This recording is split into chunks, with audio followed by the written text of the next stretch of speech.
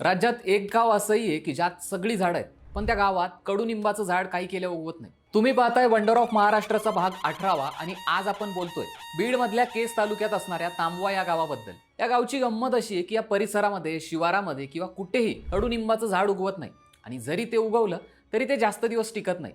काही वर्षांपूर्वी माती परीक्षण करण्यात आलं होतं, पण त्यातूनही काही विशेष निष्पन्न असं झालं नाहीये. विशेष म्हणजे या गावात कडुनिंबाच्या लाकडापासून बनवलेलं कुठलंही सामान म्हणजे दारं, चौकटी, शेतीची अवजारं इतकंच काय तर चौरंगही वापरले जात नाही. गावाची लोकसंख्या 5,500 असून 450 कुटुंब इथं राहतात. गावात प्राचीन तांबवेश्वर महादेव मंदिर आहे. या ठिकाणी शंभू महादेवाची स्वयंभू मूर्ती असून हे पुरातन मंदिर आहे.